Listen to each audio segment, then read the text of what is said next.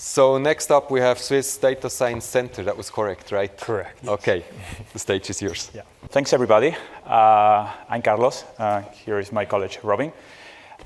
He's actually the semantic expert. So I'll be kind of introducing the project that we have been doing in collaboration with the EPFL Center for Imaging. And he will be actually explaining all the meat and technology. So in summary, the Swiss Data Science Center is a young initiative across actually the ETH, EPFL, and PSI. And we aims to support actually any kind of data science task that the Swiss ecosystem may have. And the EPFL Center for Imaging is actually a specialized unit that supports labs at EPFL. And they have a quite heavily commitment to enhance the community of imaging researchers, but also to look for applications beyond research. So this thing that we are going to try to define here. Sorry, my timer is not working, by the way. So I cannot see if the timer is not working, so yeah. Anyway, so thanks. So one of the problems that they usually have is that as they give support, they receive many researchers that comes with a specific question in terms of image. For instance, they can come from neuroscience. Hey, I want to track this mouse, or I want to segment this. So they have like a broad actually scope in the kind of analysis that they can support. But usually what they do is actually, okay, if you have this question, this is where to start. We need to go through all the GitHubs and all the PubMed or different actually repositories in order to look for the solution that can solve your problem. So this is quite actually hard because this requires like a specific support and specific actually technical knowledge in order to address if that solution is going to match the problem. On the other hand, if we think about the institution, so EPFL, what they want to ask actually is like, all right, so give me actually how many of these research outcomes are open source, how much that publication follow the guidelines of the FAIR ecosystem. And the thing is, all right, as before, this is very hard because every lab actually publishes in different editorials. They have different ways actually to share. Some of them use GitLab, some of them use GitHub, some of them just upload a zip file to their own web page. So it's like a really hard actually to quantify and to get metrics to this.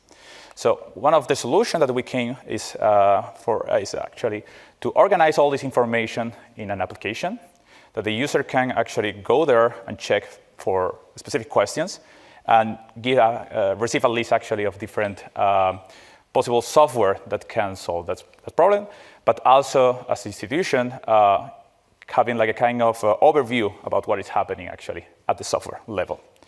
And with this application, we want to actually promote the adoption of the FAIR guidelines, which mean actually the software should be findable, should be easy to access, should be actually possible to connect to other software in complex pipeline, and should be actually open source and therefore reusable or expanded somehow. And in order to achieve all of this, we need to score actually how fair is one specific software. And for that, we are actually using semantics for this, and Robin will actually explain in more detail that part.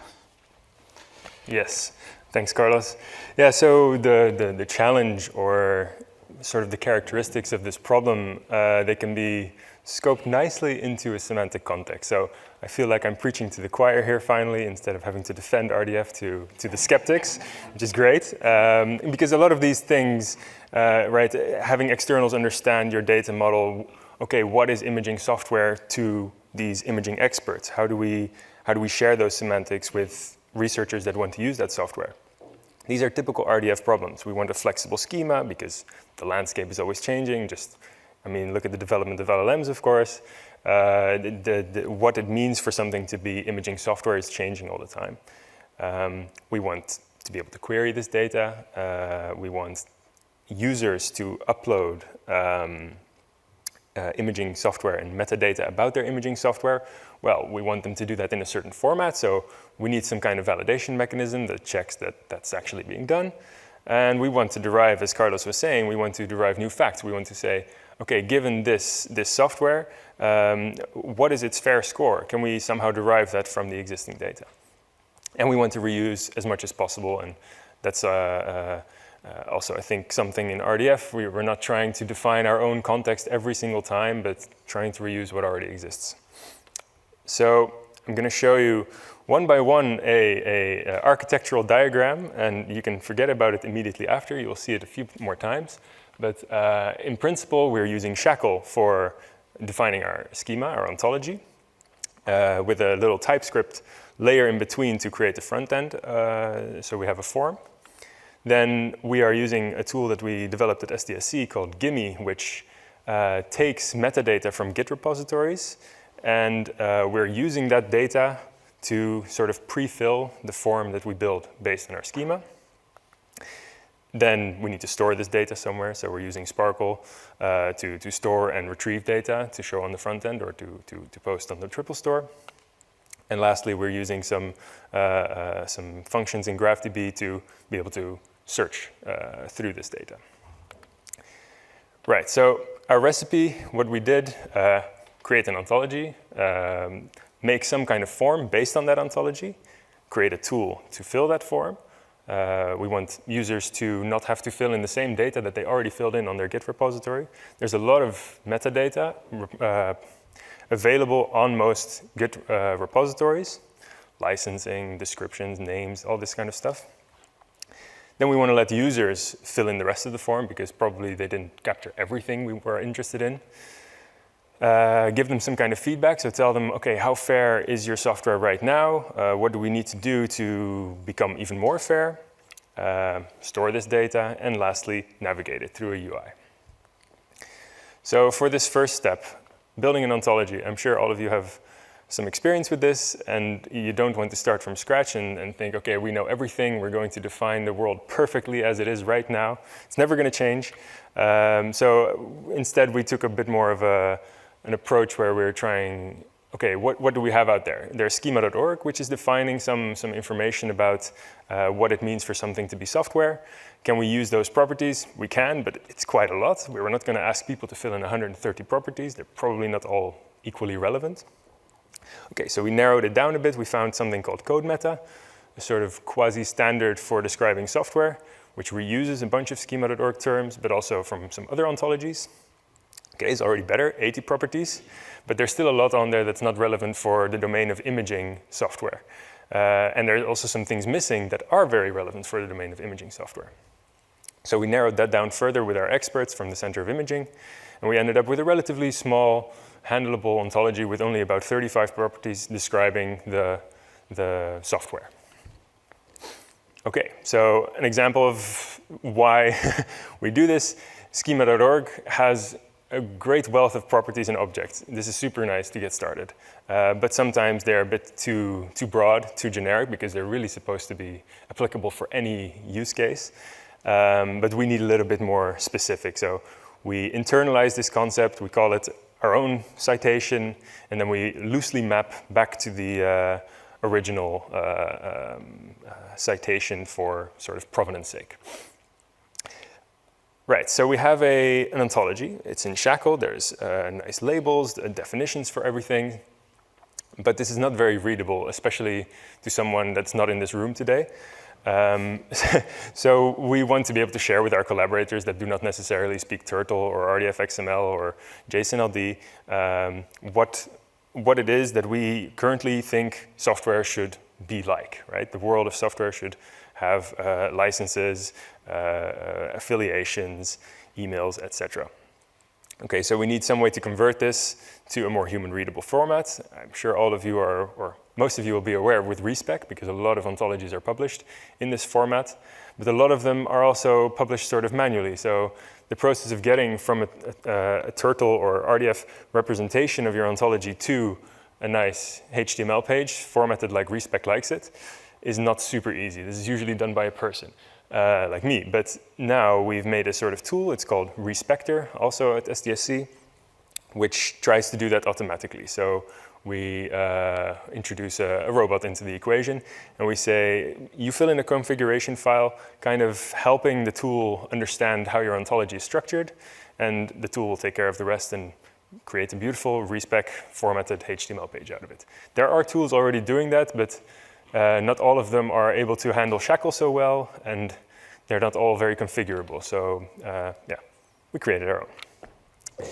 Okay, so now we can share our ontology with domain experts, get feedback, go back and forth about maybe changing definitions or adding properties. Now we want to make a form. We want to get this ontology to be used. So for this, we actually, the project started already a while ago, and we used an external collaborator called Coteries. They developed a front end, and they developed a website that requires Zod. Zod is a TypeScript library that's built for validation. So they basically made a connection. If you give us Zod restrictions, which look very much like SHACL shapes, we can create a beautiful automated dynamic form for you, and it will always look good. So we're like, okay, that sounds nice. We're not quite there yet because it is still just me converting SHACL shapes to these Zod restrictions. But this is something I'm also curious to talk to many of you about. If you have experiences with this automated SHACL to form story, we're happy to hear about it. But okay, so now we have a form. Going back to this original picture, we have now a form, great. What's the next step? Filling this form. So as I mentioned, we don't want users to be spending a lot of time filling information that they've already filled in on their GitHub or GitLab repository.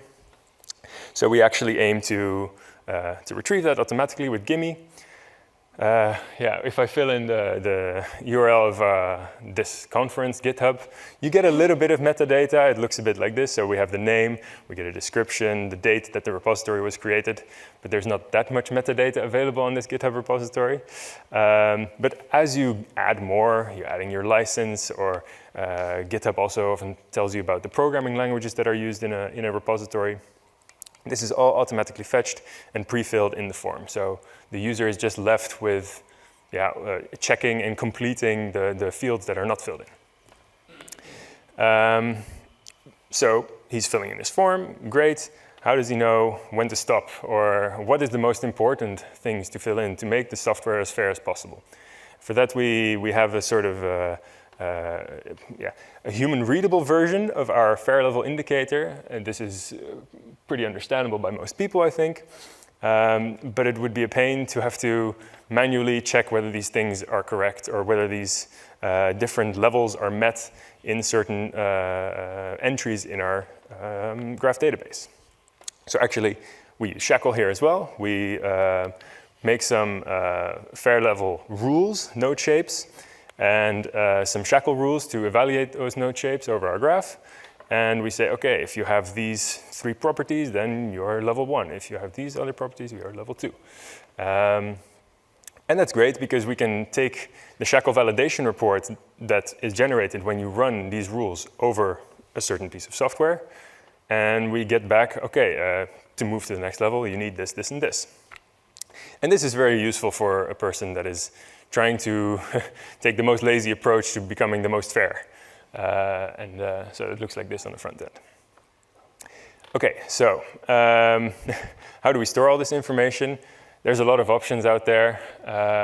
Carlos said I'm an expert, but really I'm so far only an expert on very few of these.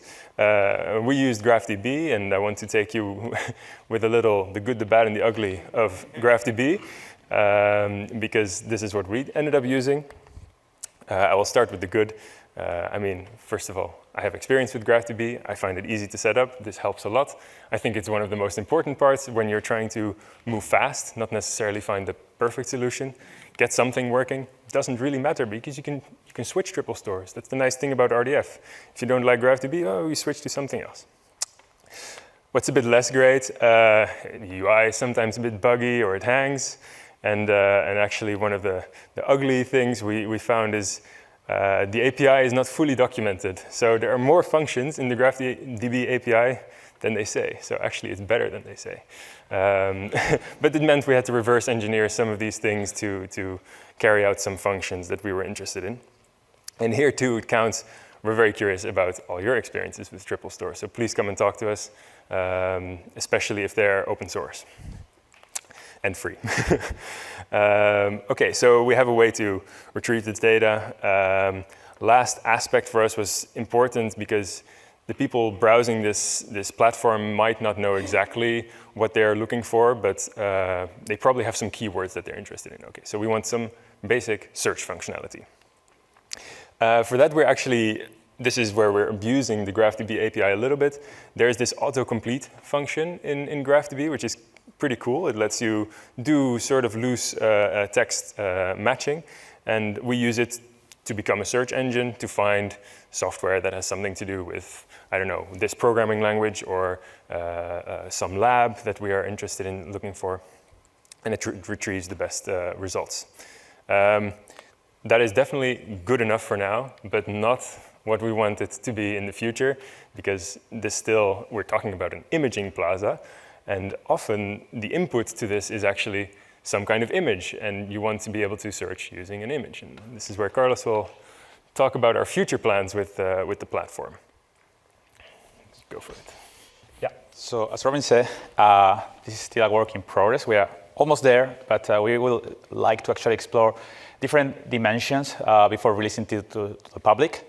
And the first of those is actually we want to improve the amount of information that we can automatically retrieve.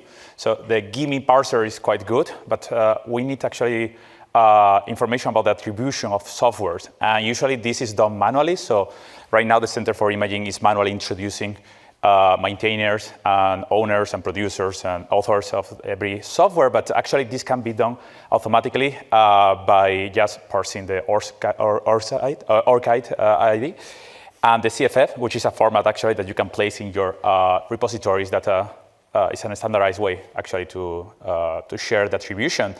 If you don't know, actually GitHub recently just updated their section for profiles. So user profiles right now have the right to link their ORCID. And then if you want to actually share that would be great, because that's less work to do.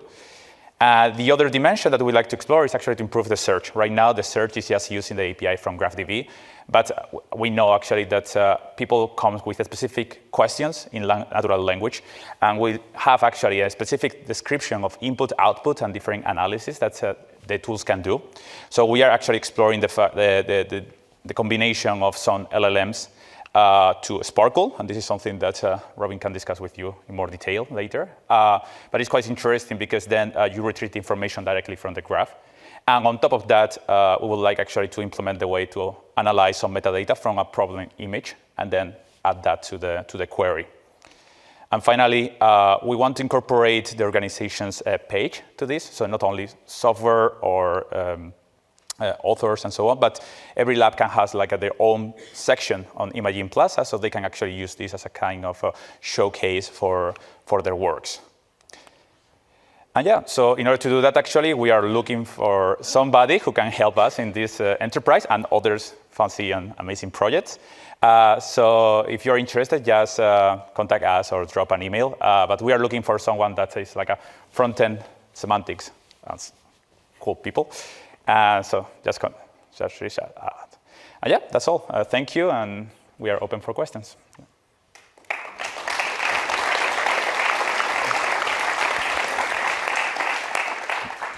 Hi, thanks for the great talk. I'm interested, how do you incentivize the data owners or like the image owners to put their stuff up there, and who are the users? Yeah. So the user right now are all those researchers that knock the door of the Center for Imaging. So those are actually the main use case. So these actually are postdoc researchers. So it's like a mostly academia. But right now we are actually exploring other researchers that may actually be in hospitals and that they may have like a specific questions about how to analyze different biomedical images. So those are actually our two kind of users. And then to answer the other question, how to incentivize this. Right now, EPFL has a strong politics regarding open science. So they want actually to be able to know if certain politics are making an impact in terms of what is published openly. And for them, actually, they are trying actually to encourage the different labs and researchers to make use of this aggregator. Well, first, to make their tools open and to describe them correctly on their own repositories. but then to index this in this kind of aggregators.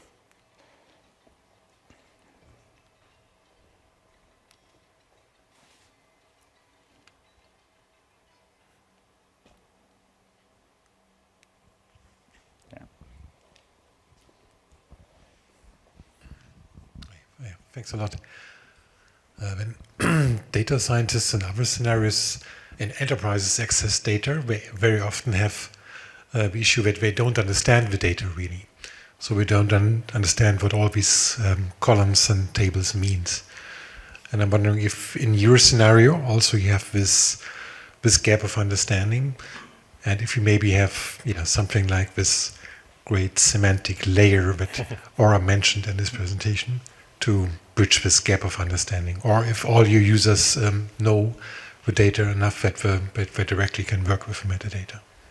I mean, so the ontology really helps a lot in this case. So we have definitions for all of these properties and objects that we are interested in, and we show those on the front end, on the form. So if somebody's trying to type in the name, it will show what is the definition of a name in this case, or what is a license. I think that's the most important part. Whether users understand what a license is inside their own repository, I think so. It's not a very big gap.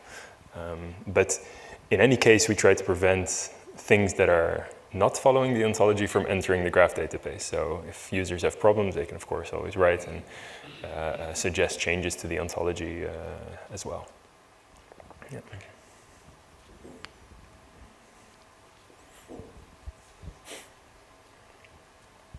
Thank you very much for the nice presentation. Two questions. One is, it's very nice to have the interface, and that's the important part because nobody wants to know about the RDF stuff. But are you also proposing the RDF backend, or do you have a SPARQL endpoint? And the other question would be, do you already have some ideas and intuitions how you want to connect the multimodal, like the image search-based things, with the graph world? Mm-hmm. I'll take the first one for sure.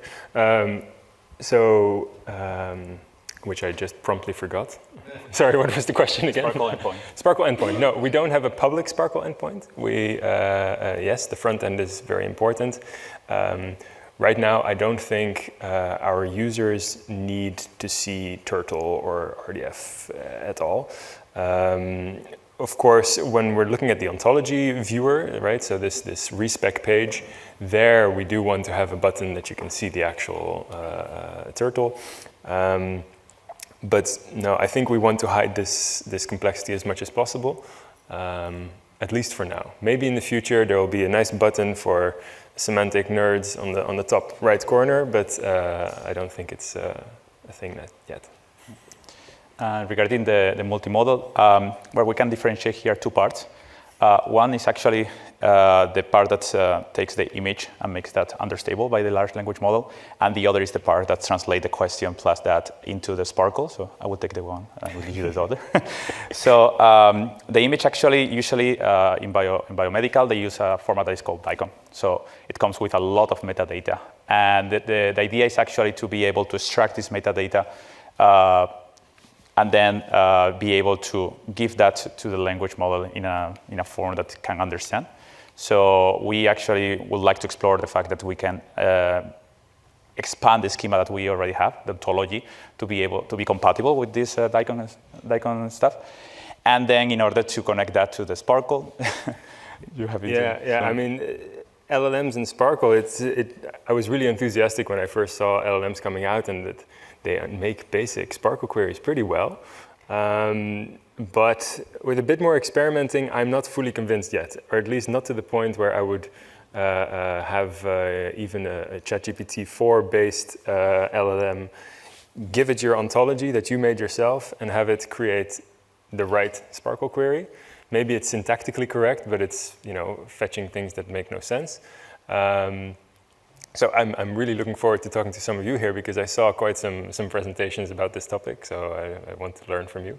But yeah, if we get that to work, then this is quite a nice combination of, again, as Aura said, the knowledge graph is the curated, interesting bit. The LLM is just the layer to be able to access it. So I follow that reasoning.